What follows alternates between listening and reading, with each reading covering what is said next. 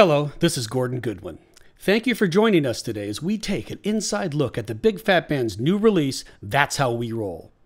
In this series of videos, we'll go deep inside the recording and production process that we undergo while making a record of this kind. Making a record like this doesn't happen overnight. It takes organization, planning, passion, perseverance, sweat equity, and money. Mustn't forget about the money. So, come with me, if you dare, as we speak in intimate detail with key members of the Big Phat Band, and we'll see firsthand the kind of evil genius it takes to make a modern-day big band record. Welcome to the making of That's How We Roll.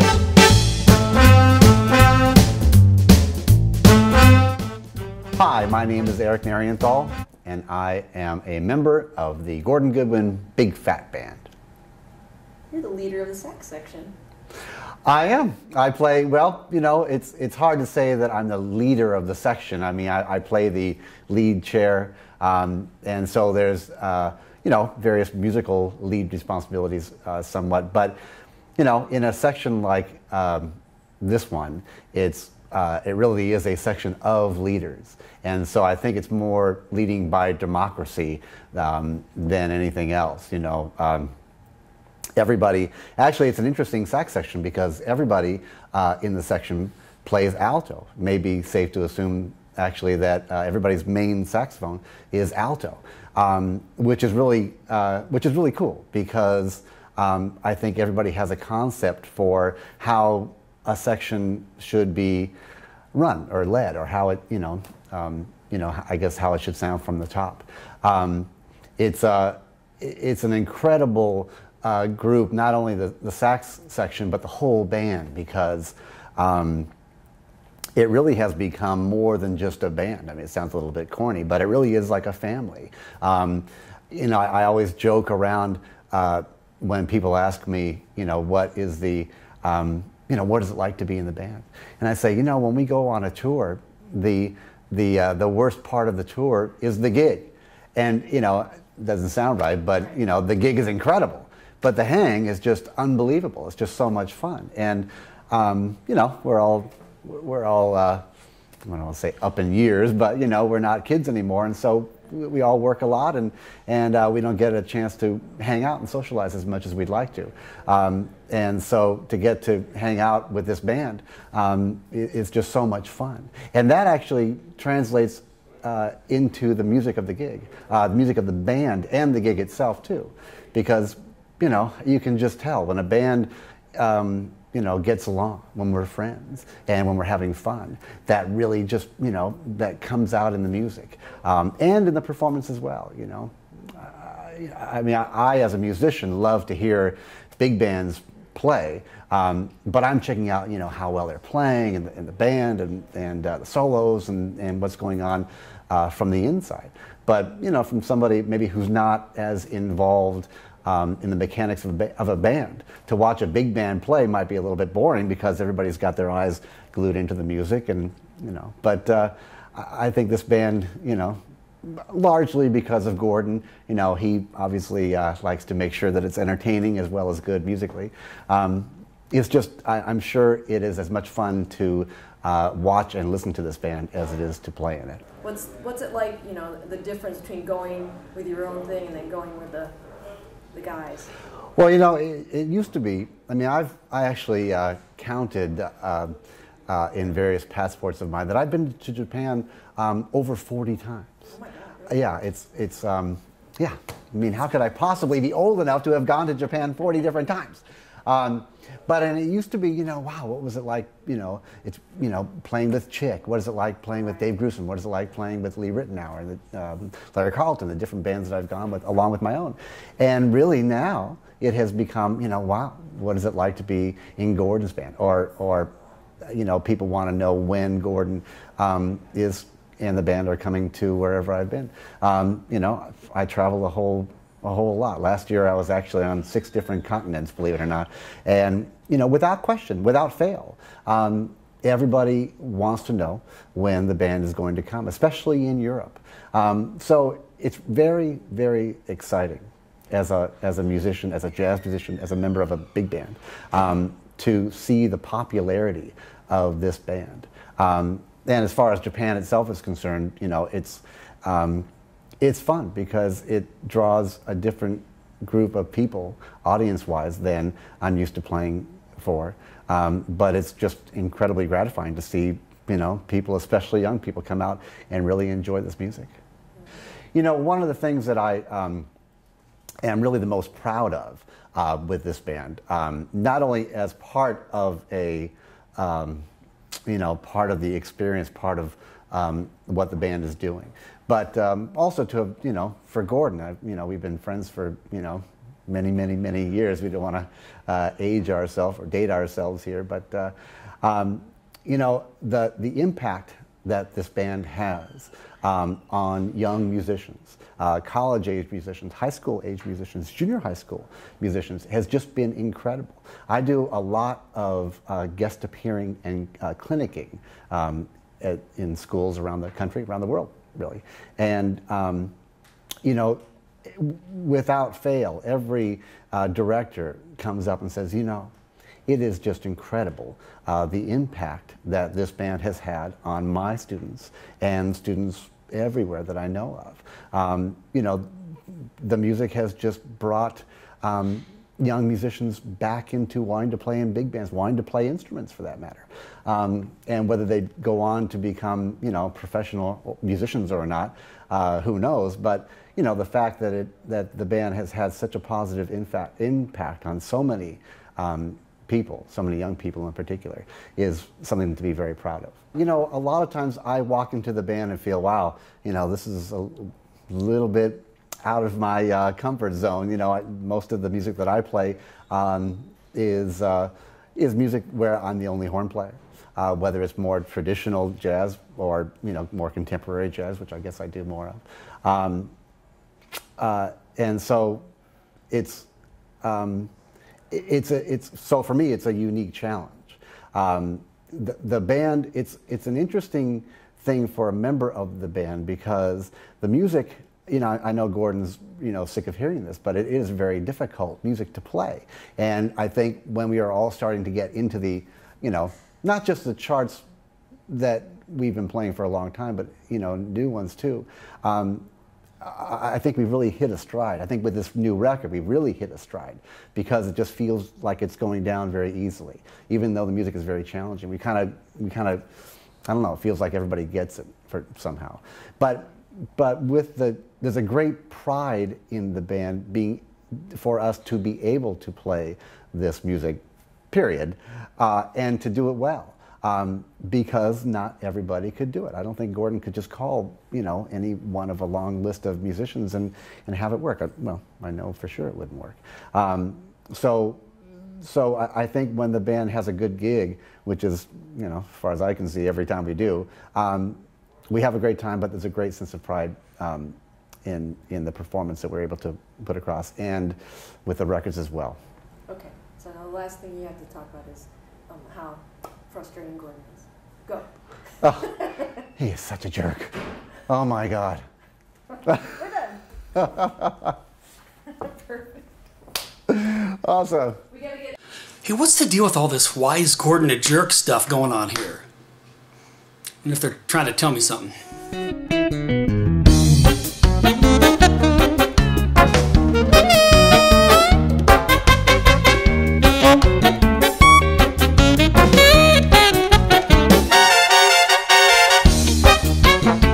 Bernie Dresel, drummer.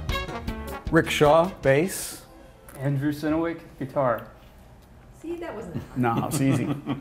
Okay, so you know how are you guys meshing now that things have been a little cohesive for a while? Yeah. I think we got a different approach to the new album than in the past. It's a real live sounding album, and I like that a lot about it. It's, you know, that's all the guys playing live, we're all playing at the same time. It's a great sound. All the swing tunes, no click. Yeah. Stay with the drummer. Or blame the drummer. Try. Yeah, it felt good. It was good to, more organic, I think, That's the way right. we did Yeah. it. I think the sound of the band is fatter, no pun intended. Oh. You know, You may have to let that one down. Why? Well, because everybody's playing together Yeah. at once. Yeah, exactly. And there's a real room sound to it that I like too. So when you guys are on the road, you know, how do you feel like when we hit a high school, you know, and what's the feeling you get back from the kids, you know?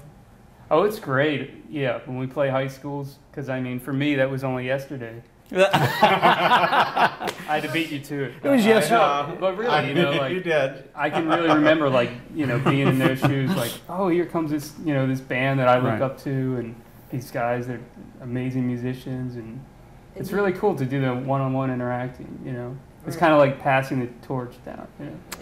Yeah, when we play at a school, it's great, high school or college, because you see the audience respond right away, because they've all been playing this stuff. They've all been rehearsing it, trying to figure out what to do, and here we are playing it. It's like, that's what they're doing. Oh, I got it, you know, so it's great. Yeah, because I often wonder if you guys feel up on stage what we're sending from, you know, being in the audience watching you guys. There's Yeah. a lot coming back at you on stage. Gosh, I remember the one time that when we did one of the festivals where there was just, I don't know, tons, you know, 10, 20 different high schools. Yeah. And the screaming it was like Beatles or start something. the tune, and they're like, oh, I know that one. Yeah, or in the middle of a solo. It was crazy. I remember that one particular. But yeah, you know, the feedback of playing live, you never know what's going to happen anyway. You know. Yeah, so on this album, there's now Hunting Wabbits 3. So how do you think the trilogy is holding up? Very cool. The first time we played Hunting Wabbits 3, the solo section, I loved. You'll see. Maybe you've heard it already now by the time you're... But just the different place we took the solo of where you expect it to go. So that made me smile when we did this particular solo section. I'm not going to give it away. Or do they know? Have they heard it already? Okay, I don't want to give it away. It's like a good movie ending. Yeah.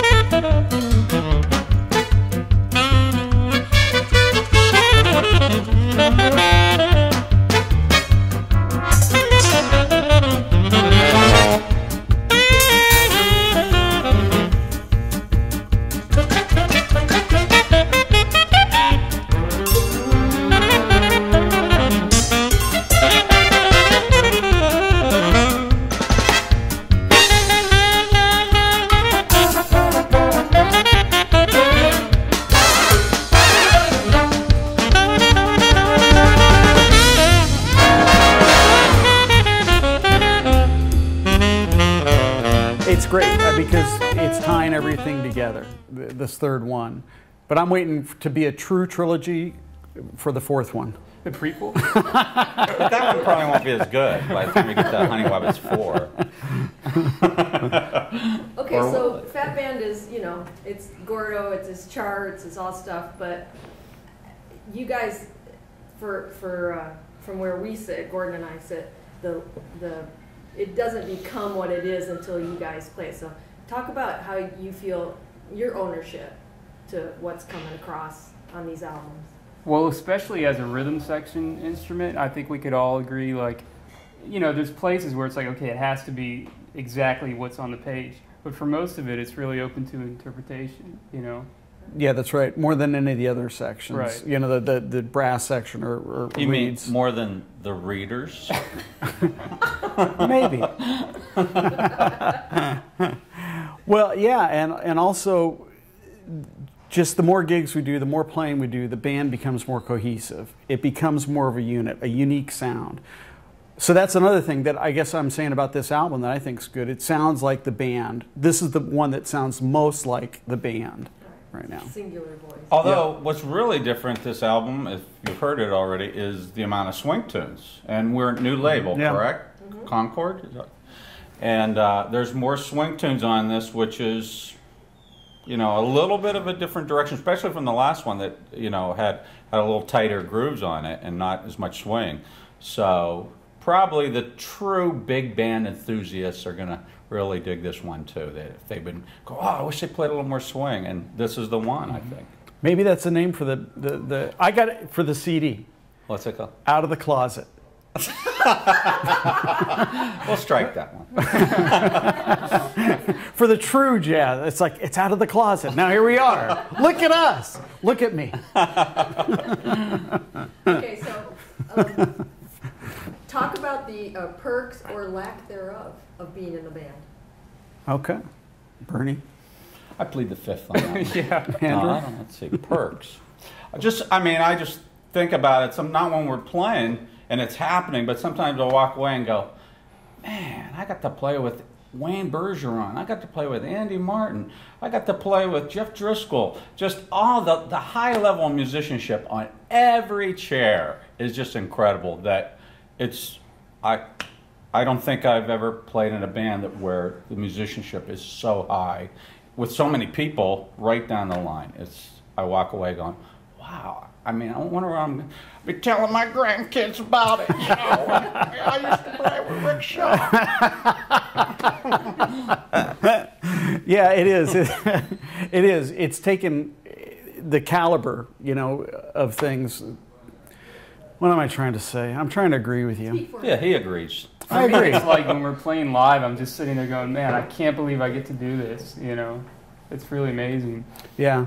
And also the live performance is coming up too in caliber. You know, aside from what we're doing with the album, the live performance is great. People can't believe how good the band sounds live. That's what you always hear. It sounded like the record. It sounded incredible. And that's what it is. And I think each record, Gordon's pushing it, you know, like this one's our fastest tempo yet.